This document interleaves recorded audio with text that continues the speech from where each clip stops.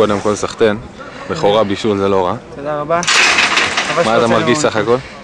אבל ברגע שפספסנו 2 נקודות פה, היינו צריכים לנצח, היה לנו כמה מצבים לקראת הסוף.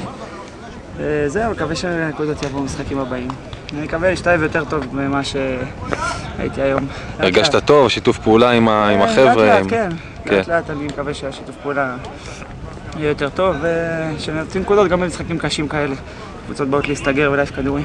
מגרש קשה גם. מגרש מאוד קשה, תנאים לא קלים בכלל, אבל שוב, קבוצה שרצה למעלה צריכה לקחת נקודות גם במקומות כאלה. נראה כאילו חיכיתם קצת לקבל את הגול שיתחיל לשחק.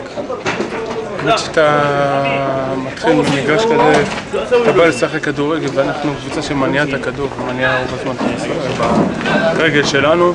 האמת שהמגרש לא נתן לנו לשחק את המשחק הרגיל שלנו. פתחנו בחיסרון של גול, כל הזמן היינו צריכים להרדות בכדי להשפיע.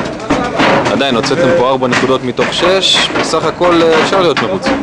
באמת שאתה רוצה לרוץ לאורך כל העונה בצמרת, אתה חייב לשמור על הנקודות האלה גם בחוץ. זה מסוג המשחקים שאסור להפסיד, אתה יודע שהם נלחמים על החיים שלהם וזה קשה.